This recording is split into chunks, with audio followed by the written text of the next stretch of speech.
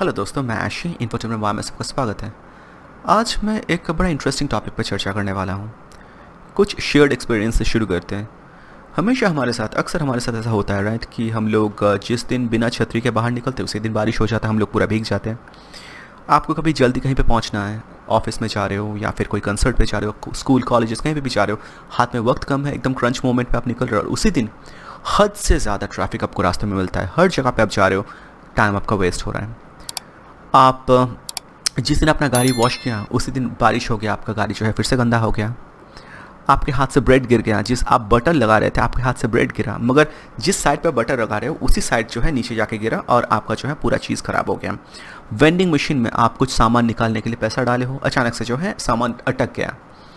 ऐसा जब होता है हम लोग को बहुत फ्रस्ट्रेटिंग फील होता है। हमको लगता है कि दुनिया क्या हमारे अगेंस्ट में काम कर रहा है। हम जहाँ पे जाते हैं वहाँ पे उल्टा पुल्टा काम हो जा रहा है। मैं क्या सबसे ज़्यादा इल फेटेड इंसान हूँ? मैं ही बदकिस्मत इंसान हूँ, या फिर मैं जहाँ पे जाता हूँ वहाँ पे जो है सागर समुंदर सूख जाता है? हमेशा मेरे साथ ऐसा क्यों होता है? अभी बात कुछ ऐसा कि ये सिर्फ आपके साथ नहीं होता या फिर मेरे साथ नहीं होता, ये शायद एक शेयर्ड एक्सपीरियंस है। बाय एंड लार्ज सबके साथ होता है। और इस फिनोमेना को डिफाइन करता है एक प्रिंसिपल, एक लॉ, जिसको बोला जाता है मर्फीज़ लॉ। अब ये मर्फीज़ लॉ है क्या? मर्फीज़ लॉ बोलते हैं बेसिकली, मर्फीज़ लॉ जो है वो ये दर्शाते हैं, ये बताते हैं कि anything that can go wrong will go wrong. अगर कुछ चीज़ खराब होने का थोड़ा भी संभावना है तो वो खराब होगा ही। हज़ारों वे से जो है वो सही हो सकता है, मगर अगर एक भी थोड़ा भी एक कुछ लैक्यून या फिर लूप होल अगर है जिससे वो खराब हो सकता है तो वो खराब हो जाएगा, आप मान के चलो। अभी ये मर्फीज़ लॉ ये बताता है, और बहुत सारा चीज़ मर्फीज़ लॉ जो है अल्टीमेटली डिफाइन करता है, मगर मेन जो प्रिंसिपल ऑफ मर्फीज़ लॉ है वो ये बोलते हैं anything that can go wrong will definitely go wrong. कुछ चीज़ अगर ख़राब हो सकता है, हज़ार तरीके से अच्छा सही होना चाहिए, मगर एक ख़राब होना या दो तीन ख़राब होने का अगर रास्ता है तो वो ख़राब हो जाएगा, आप मान के चलो। अब ये सुनकर बड़ा पेसिमिस्टिक लगता है राइट। इतना वैसे सही हो सकता है, मगर एक वैसे अगर ख़राब होता है तो उसको सिर्फ हम लोग मान के क्यों चलते हैं, या फिर वैसा पेसिमिस्टिक माइंडसेट आप क्यों रखोगे? ये तो बड़ा हानिकारक है राइट, हमारे मेंटल हेल्थ के लिए भी, सब कुछ तरीके से। आप ज़्यादा सोचोगे मेंटल हेल्थ तो काफ़ी हैम्पर होगा। अभी ठीक है, वो तो हम लोग बाद में आएंगे कि मर्फीज़ लॉ कितना वैलिड है, कितना लॉजिकल है, और सबसे बड़ा बात ये सुपरस्टिशियस है या फिर साइंटिफिकली बैक्ड एक लॉ है जिसको साइंस बैक कर सकता है, ये हम बाद में आते हैं। मगर इससे पहले मर्फीज़ लॉ क्या है ये जान लेते हैं, और मर्फी जो क्या है, कौन इंसान थे, इनके बारे में थोड़ा एक दो शब्द मैं आप लोगों के साथ शेयर करना चाहूँगा। ये जो मर्फी है, ये इनका कंप्लीट जो नाम था वो था एडवर्ड अलोयसियस मर्फी, और ये जो मर्फीज़ लॉ या फिर ये प्रिंसिपल जो था उन्होंने लाए थे ये 1949 में। बात कुछ ऐसा था कि वो एक यूएस कुछ आर्मी में या फिर यूएस में कुछ एक मिलिट्री में कुछ इंजीनियर थे। वो ही वॉज डिज़ाइनिंग समथिंग, कुछ एक चीज़ वो डिज़ाइन कर रहे थे। बहुत सारा चीज़ वो डिज़ाइन किए थे, उनमें से एक कुछ ऐसा था कि ह्यूमन के ऊपर ग्रेविटेशनल फोर्स कांस्टेंट जो होता है जी, ग्रेविटेशनल फोर्स, अगर एक ह्यूमन ट्रैवल करे उस स्पीड में, अचानक से वो स्टॉप हो जाए तो ग्रेविटी का कैसा असर उसके ऊपर पड़ता है। I am not exactly sure वैसा एक्सपेरिमेंट क्या रहा होगा, मगर बाय एंड लार्ज कुछ ऐसा एक्सपेरिमेंट था। अभी उस एक्सपेरिमेंट को जो है प्रॉपर्ली कंडक्ट करने के लिए, या फिर प्रॉपर्ली जो है ह्यूमन के ऊपर वो जी का ग्रेविटेशनल कांस्टेंट का क्या इफेक्ट होता है उसको मेजर करने के लिए, उन्होंने कुछ एक डिवाइस जो है बनाए थे, कुछ एक डिवाइस प्रॉपर्ली डिवाइस बनाए थे, और उसमें जो है कनेक्शन प्रॉपर्ली ड्रॉ करना था, प्रॉपर्ली कनेक्शन जो है उसमें वायर करना था। अभी जब एक्सपेरिमेंट किया गया, हर जगह पे देखा गया कि रॉन्ग उनका जो रिजल्ट आ रहा है, या फिर वो जो डिज़ायर्ड रिजल्ट नहीं आ रहा है। फिर अपना जो मशीन को वो चेक किए, और हर तरीके से जो वायर कनेक्शन होना चाहिए था या फिर जिस तरीके कनेक्शन होना चाहिए था, दो तरीके से हो सकता था, एक राइट एक रॉन्ग, और हर जगह पे वो रॉन्ग कनेक्शन बना। तो उन्होंने उस जो है एक्सपेरिमेंट से उन्होंने, या फिर एक प्रैक्टिकल लाइफ लेसन से उन्होंने ये बात दर्शाई कि अगर गलती होने का थोड़ा भी गुंजाइश है तो वो गलत हो जाएगा। अभी इसका हम लोग ऑल्टरनेट एक्सप्लेनेशन भी दे सकते हैं। ये मल्टीपल जो बहुत सारा हम लोग इसको और भी तरीके से हम लोग देख सकते हैं, जैसे कि if disaster is possible it will happen. कुछ अगर गलत होना, एक कुछ अगर दुर्घटना घटने का अगर संभावना है तो वो हो जाएगा। अब इस तरीके मान के चलो, इस तरीके से मान के हम लोग चल सकते हैं। तो दुर्घटना बात कुछ ऐसा है कि if disaster is possible it will happen. Disaster होने का, कुछ चीज़ बहुत तरीके से गंदा तरीके से ख़राब होने का अगर संभावना है तो वो होगा ही, होके ही रहेगा। शायद हज़ारों तरीके हैं जिससे वो सही हो सकता है, जिस तरीके से आपका जो है काम सही तरीके से जा सकता है, पर अगर एक रास्ता है जिससे वो ख़राब हो सकता है तो वो हो जाएगा, आप मान के चलो। तो ये मर्फीज़ लॉ का एक ऑल्टरनेट एक्सप्लेनेशन हम लोग बोल सकते हैं। अभी हम लोग थर्ड एस्पेक्ट पे आएंगे, वो बात है कि the role of perception. Perception जो होता है, हम लोग दुनिया को किस तरीके से देखते हैं। परसेप्शन शेप्स और रियलिटी, हम लोग जिस तरीके से दुनिया को देखते हैं वैसे हमारा रियलिटी एक तरीके से बदल जाता है। एग्जाम्पल के तौर से अगर बताया जाए, अक्सर हमारे साथ ऐसा होता है कि हम लोग जिस लाइन पे खड़े हुए हैं, मतलब पकड़ लीजिए कि आप लोग कोई मेट्रो रेलवेज के लाइन में खड़े हो, बहुत सारे पैरेलल लाइन्स हैं, आप जिस लाइन पे खड़े हो आपको लगता है कि हमेशा यही लाइन सबसे स्लो जा रहा है। ऐसा क्यों होता है? आप शॉपिंग मॉल में हो, जिस क्यू पे आप खड़े हो, जिस लाइन पे आप खड़े हो, वही वाला लाइन सबसे स्लो जा रहा है। वैसा क्यों होता है?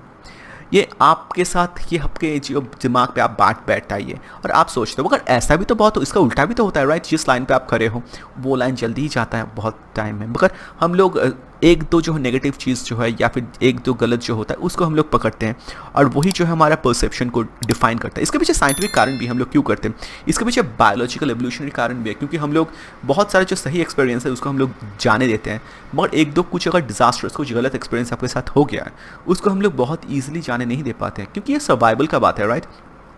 आप रास्ते में निकल रहे हो, 10 दिन आपके साथ एक्सीडेंट नहीं होता, 1000 दिन नहीं होता, मगर एक दिन एक्सीडेंट अगर हो गया, उस एक ही पल में आपका जान जा सकता है।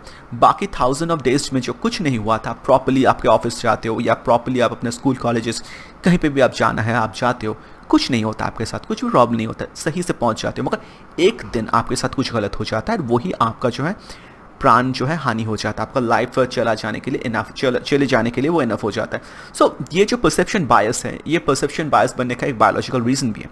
अभी हम लोग जैसे कि हम लोग बता रहे थे कि मर्फीज़ लॉ इन एक्शन, जब हम लोग जब देखते हैं कि मर्फीज़ लॉ कैसे एक्शन में रहता है, मतलब मर्फीज़ लॉ का कुछ कुछ जो हम लोग रियल लाइफ एक्सप्लेनेशन, जैसे कि हम लोग देखें कि ब्रेड का हम लोग एक्सप्लेनेशन है कि ब्रेड में आप बटर लगा रहे हो, आपके हाथ से गिर जाता है अचानक स्लिप होके, वो गिरता है तो ऐसे नहीं गिरता है कि उल्टा साइड में गिरे जिस साइड पे बटर नहीं लगा है, मगर गिरता है ऐसे कि ब्रेड जहाँ पे बटर लगा उसी साइड पे गिरता है, वो पूरा नष्ट हो जाता है। वही बात है कि आप गाड़ी जिस दिन साफ करें उसी दिन रेन हो जाता है, फिर जिस लाइन पे आप खड़े हो लगता है कि वही लाइन सबसे स्लो जा रहा है, ऑन द अदर हैंड बाकी जो लाइन्स हैं वो सभी लाइन जो है सही से जा रहा है।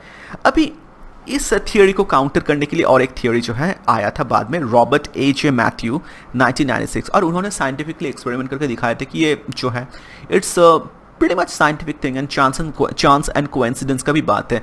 जहाँ तक ब्रेड का बात है, ब्रेड आपके टेबल से गिर रहा है और वो बटर जिस साइड पे लगा है उसी साइड पे गिरता है, ब्रेड खराब हो जाता है। ऐसा क्यों होता है? इसका कारण ये ऐसा है कि हमारा जो टेबल का है साइड्स, टेबल का जो हाइट होता है जनरली 3 फीट से कम क्या होता है, और 3 फीट के अगर कम होता है तो वो ब्रेड जो है पूरा फ्लिप करने का टाइम नहीं मिलता है, और वो करने के लिए आपको 3.5 मीटर लंबा जो है एक टेबल चाहिए होता है, जो इम्प्रैक्टिकल है। उस साइड से अगर आपका हाथ से वो गिरता है, उसी ऊंचाई से अगर ब्रेड गिरता है तो वो ब्रेड का जो है पूरा एक स्विंग होकर वो उल्टा साइड में गिरेगा, वो ख़राब नहीं होगा। तो ये जो है साइंटिफिक रीज़न भी है ऐसा क्यों होता है। आपके हाथ से जब स्लिप होता है तो जिस साइड पे बटर लगा है उसी साइड पे गिरता है, ब्रेड खराब होता है। सिमिलरली बहुत सारा जो लाइंस का हम लोग एग्जांपल देते हैं, या फिर आप जिस लाइन पे हो ट्रैफिक वही लगता है कि स्लो जा रहा है, और बाकी बात आपको लगता है कि बाकी बात तो सब जो तेज़ी निकल रहा है, मगर हम लोग ये परसेप्शन नहीं करते। हमारा परसेप्शन बायस जो है हमको ये नहीं दिखाता है कि आप भी तो बहुत लोगों से आगे जा रहे हो, राइट? बहुत लोग तो आपके पीछे हैं, आप उनको ओवरटेक करके जा रहे हो, हम लोग ये समझ नहीं पाते। बट एनीवेज, मर्फीज़ लॉ को मैं कंप्लीटली जो है इग्नोर यहाँ पे नहीं कर सकता, या फिर उसको कंप्लीटली हम लोग डिसमिस नहीं कर सकते। ये कोई जो है एक कर्ज जैसा हम एक कर्ज के तरीके से देखना ये भी सही नहीं है, मगर एट द सेम टाइम इसको कंप्लीटली डिसमिस करना भी सही नहीं है। तो मर्फीज़ लॉ को हम लोग रियल लाइफ में कैसे इस्तेमाल में ला सकते हैं? जैसे कि देखिए, मर्फीज़ लॉ एक बड़ा अच्छा चीज़ हमको बताता है क्योंकि कुछ अगर चीज़ ख़राब हो सकता है तो वो ख़राब हो जाएगा। आप ये मान के चलो, आप अगर खुद को ऐसे प्रिपेयर कर लिए तो शायद आपके ज़िंदगी में कुछ ऐसा होता है तो आप उससे जल्दी उभर जाओगे, या फिर आप बहुत बेहतरीन तरीके से आप खुद को प्रिपेयर कर सकते हो। बहुत सारे तरीके से प्रिपेयर करने के बाद भी शायद आप कुछ ना कुछ गलतियां कर लोगे, या फिर कुछ ना कुछ ऐसा हो जाएगा जिसका आपका पूरा काम खराब हो जाएगा। इसके लिए आप अगर खुद को तैयार करके रखते हो तो शायद जब कोई सच में वैसा कुछ घटना घटता है आपके साथ तो आप उतना हर्ट नहीं होगे, या फिर आपको वो चीज़ उतना तकलीफ नहीं पहुंचाएगा। तो मर्फीज़ लॉ से हम लोग शायद कुछ चीज़ यहाँ पे ले सकते हैं जो हमारे ज़िंदगी का राह जो है थोड़ा आसान कर सकता है। एक तो ऐसा है। सेकंड, वही बेटर प्रिपेयर करना। वैसे कहीं पे मैं सुना था, बहुत हम लोग सुनते थे कि prevent and prepare rather than repent and repair. तो हम लोग खुद को थोड़ा बेहतर तरीके से प्रिपेयर कर सकते हैं फ्यूचर इवेंट्स के लिए, ताकि फ्यूचर इवेंट्स जो है हमारे फेवर में है, फेवर में रहे, हम जो आउटकम चाहते हैं वो हमारे फेवर में रहे, या फिर हम लोग जो काम कर रहे हैं उसका आउटकम हम लोग उसको कभी कंट्रोल नहीं कर सकते ऑफ कोर्स, बट एटलीस्ट हम लोग चांसेस खुद को ज़्यादा दें कि वो रिजल्ट जो है हमारे फेवर में आए। अगर नहीं होता है तब भी हम लोग मर्फीज़ लॉ के तरीके से हम लोग सुरक्षित हैं कि आप लोग पहले ही इसे मान के चलो कि ख़राब हो ही जाएगा। और अगर ख़राब अगर नहीं करने देना है तो आप जितना भी चाहो कोशिश कर लो, या फिर चीज़ को जितना अच्छा करने का कोशिश करो, या फिर जितना लूप होल्स आप प्लग इन करना चाहते हो, या फिर जितना लूप होल्स है उसको बंद करना चाहते हो, जितने तरीके से चीज़ को फुल प्रूफ करना चाहते हो वो आप कर लो। तो एक तरीके से देखा जाए तो मर्फीज़ लॉ जो है उसका प्रैक्टिकल लाइफ पर्पस भी है। एक तरीके से ये सिर्फ एक जो है एक तरीके से हम लोग अगर बताया जाए कि परसेप्शन बायस या फिर सुपरस्टिशन, एब्सोल्यूट सुपरस्टिशन ऐसा भी नहीं है। और ये भी बात है कि हम लोग जो बात बोले ये होता है, शायद इसके पीछे साइंटिफिक कारण होगा, शायद आप दुनिया का सबसे अनलकी इंसान नहीं हो, शायद कोई एलियन आपके ऊपर आके कोई जादू टोना करके जा रहा है, या फिर कोई भूत आके जादू टोना कर रहा है, ऐसा नहीं है। पर ये सब चीज़ जो है उल्टा पुल्टा चीज़, जो अनएक्सपेक्टेड चीज़ जो होता है, और उससे खुद को हम लोग कैसे भविष्य के लिए प्रिपेयर कर सकते हैं, शायद मर्फीज़ लॉ से हम लोग ये सीख ले सकते हैं। और उसके साथ और भी बड़ा सीख ले सकते हैं कि सब कुछ करने के बाद भी है जो चीज़ कभी कभी ख़राब हो जाएगा, एकदम कंप्लीटली आउटलैंडिश वैसे ख़राब हो जाएगा, और उसके लिए भी आपको खुद को प्रिपेयर करके रखना है कि if things can go wrong it will definitely go wrong.